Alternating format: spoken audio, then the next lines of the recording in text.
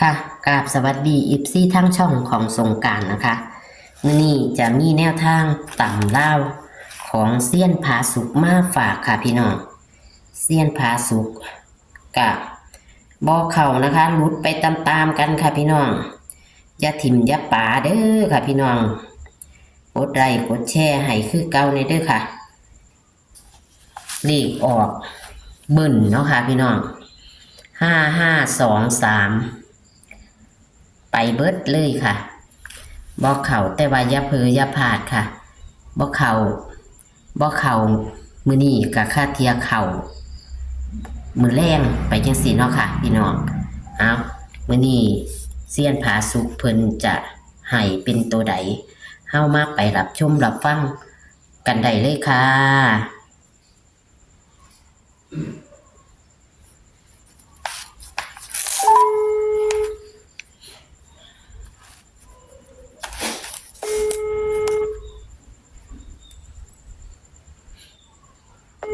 ครับสวัสดีครับครับ ค่ะสวัสดีค่ะเมื่อคืนนี่ก็รูดเบิร์ดแล้วเด้อเลขก็ได้ หลุมผู้ใดก็ว่าคือกันหมดล่ะค่ะได้ เซียน อยู่มาเบิ้ล ต่างนำเบิ้ลนี่ไปกระดอกกระเดียมันคนมือด้วนนั่นละไม่เฮ็ดเส้นอยู่นี่ยังว่าผมสิพยายามจับใจคนมือด้วนแน่บาดนี้ผมเล่นหลายงวดแล้วเก็บถอนทีอันนั้นทีอันนั้นกับอ้วน โอ้เสียงขาดค่ะคนมือเดียวมาพามันก็เลยเป็นไปเนาะในงวดวันที่25น่ะคนมือด่วนมาพามันก็เลยเป็น661066มันจะได้ก็มาจาก11นั่นล่ะ1กับ6ตัวเดียวกันนั่นนะแอดอันนี้ถือว่ามันหลุดนั่นล่ะเลขเมื่อคืนนี้บ่เห็นตรงไหนหมดแล้วแต่คนมือด่วนบ่พามันก็จะเข้าอยู่ดอกมันสิเข้า28แต่ว่ามือด่วนบ่มาพาน่ะมันตกกันเนาะเอาใหม่เนาะแอดเนาะเพราะว่าเฮ็ดจังไดล่ะมันเป็นวันที่27เนาะแอดเนาะค่ะวันที่27ค่ะ27จังว่าผมกำลังไล่มันอยู่ว่าสิเป็นเท่าใดเอาจังซี่แอดวิ่งแอดเดอร์วิ่งตัวใดก็ค่ะ1กับ6 1กับ6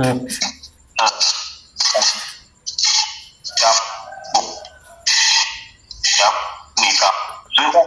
6โอ้เสียงแม่ค่ะเฮ็ดจังไดก็6หลายงวดนี่เพราะว่า6แบบในเลขวิ่งตัวเดียวเนี่ยก็6กระเด็นเนาะมันมาสุดอยู่งวดก่อนมันเป็น5งวดนี้เป็น6บาดนี้ในเลขวิ่งตัวเดียวได้บาดนี้แต่ว่าผมบ่จับเลขวิ่งตัวเดียวแต่มันสัมพันธ์กันเลขวิ่งของตัวมาตัวเดียวแอดเดอร์ค่ะอันนี้6บนล่างโดยการสังเกตเบื้อง1กับ6มันเป็นตัวเดียวกันแต่ละมันคนมือด่วนอยู่ในนี่เลยล่ะบาดนี้คนเดี๋ยวเรามาเฮ็ดเสียนผมอยู่เดี๋ยวนี้ค่ะให้พี่น้องฟังเอาเนาะค่ะเนาะกับบ่รู้จักเก่งเด้อแต่เก่าก็ได้แต่ว่ารู้จักตำราค่ะเจ้าของตำราเพิ่นลงคนตายกันแล้วล่ะอย่างละเอียดปกติเอาแต่สูตรของเพิ่นมาใส่ผมบอกบ่ได้สูตรเพิ่นผมได้หน่อยๆนึงเอาจังซี่ล่ะแอดบัดนี้จับคู่ค่ะจับคู่นี่ก็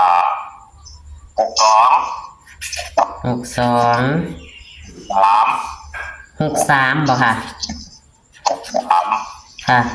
แล้ว6465แล้วก็จังได๋เนาะเลขตัวนี้เอาเป็น31แอด31ครับ41แอด41เก็บมึงเด้อผมจับเลข1หน่อยกว่าเลข6เนาะก็แสดงว่าใจผมก็มัก6หลายเนาะค่ะก็เปลี่ยนไปจังซั่นล่ะ141กาเลขกับกลับเลยนะบางอันบางที่อาจจะเลขของหน่วยผมอาจจะมาอยู่หลัก10ก็ได้มันเคยเป็นเนาะแอดเนาะค่ะ3141วันนี้เอาตัวกันแน่ตัวกันนี่สูตรที่วิ่งหาเขาก็ยังบ่ทันหลุดได้แอดเอ้ยมันวิ่งหามากคลอมันมันวิ่งตีคู่มากับ0เนาะฉะนั้นผมสิจับเป็นตัวกันนี่คือแย่งแต่ละเอาเป็น85ตัวนึงแอดค่ะ85ตัวที่2นี่0ก็คือยังล่ะเอาเป็น บุกไปหาศูนย์สมบูรณ์แอดมันยังสำคัญจากในนอกของต่างแดนเนาะ มากเบิ้ลได้เนาะแอดเนาะ แม่นค่ะ 8580เนี่ยตัวกันสองตัวนี่ละ80 ครับ8580ค่ะ แล้วตอนนี้เอาตัวแอด ค่ะ เลข3ตัวนี่มี5ระหว่าง63กับ64นี่จังได๋วะ563เนี่ย 5 6 3 มาดีกาเอา3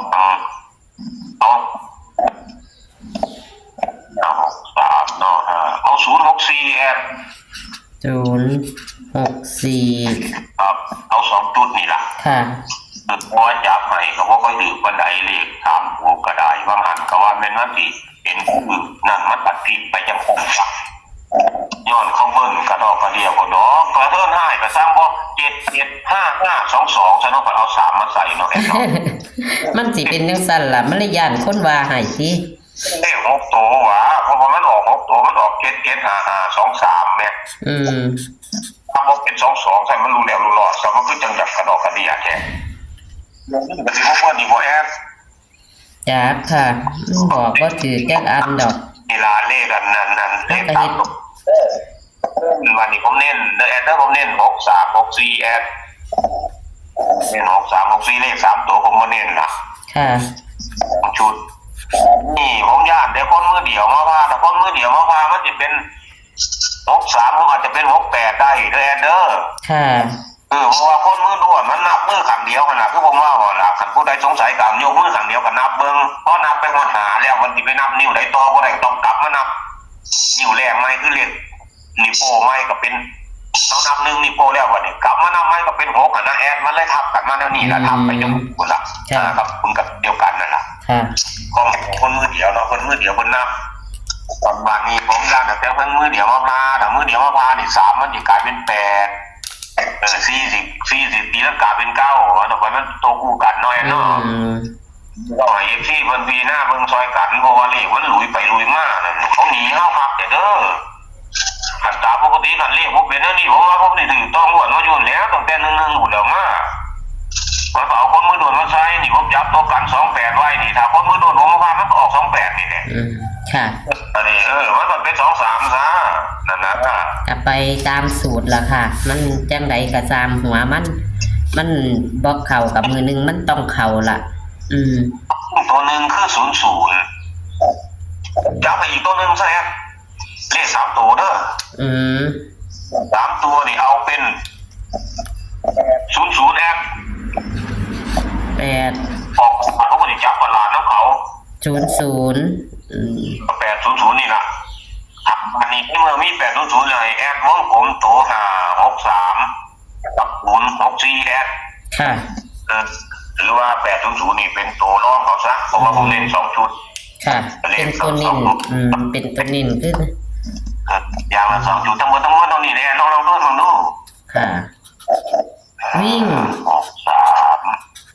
วิ่ง1กับ6เนาะค่ะแต่ว่าคิดว่าจะเป็นแห้ง6เนาะค่ะ จะเป็น6มาแทน ค่ะ เป็นเน้น6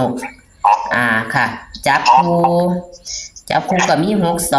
63 64 65 31 41ตัวกัน85 80ตัวนิ่นก็คือ63กับ64เนาะค่ะ2จุดแต่ว่าอย่าลืมว่า63อาจจะเป็น68ได้แม่นบ่ค่ะเซียนว่าเนาะ3กับ8มันเป็นตัวเดียวกันนะแอด3กับ8มันเป็นตัวเดียวกันเนาะให้เพิ่นระวังไว้4คือกันเนาะ4กับ9กับตัวเดียวกันคนมือเดียวคือผมว่าน่ะอันนี้นอกจากเพิ่งจะได้ยินนี่ล่ะ6กับ4อาจจะเป็น6 9ได้บ่ค่ะ9ได้ค่ะ อาจจะเป็น69ได้ตัวเพิ่นเน้นเด้อค่ะพี่น้องเลข3ตัวมี563 064 800เน้นที่563และก็064เนาะค่ะ 2 อ่ะค่ะก็จะขอบคุณเซียนเด้อค่ะบัดนี้ ยังไงก็ขอให้คุณพ่อคุณแม่โชคดีนี่ล่ะเพราะว่ามันหลุดมาแล้วน้องงวดประหารเนาะ ค่ะ โชคดีแน่นี่แหละเด้อขอให้โชคดีทุกผู้ทุกคนสวัสดีครับสวัสดีครับ ค่ะ สวัสดีค่ะ ตัวเลขแนวทางของเซียนผาสุกนะคะ พี่น้อง วันที่27 สิงหาคม 69 นะคะ วิ่ง1 กับ 6 เพิ่นกะให้6นะคะกะเพิ่นกะจับคูมี62 63 64 65 31 41 ตัวกัน85 80 เลข3ตัวมี563 064 800นะคะแล้วตัวนิ่นก็คือ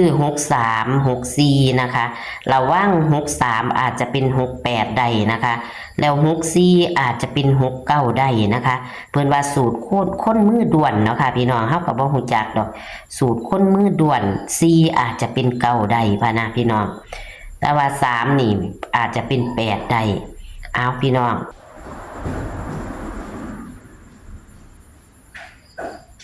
ขอให้โชคให้หมานนะคะกับเซียนผาสุก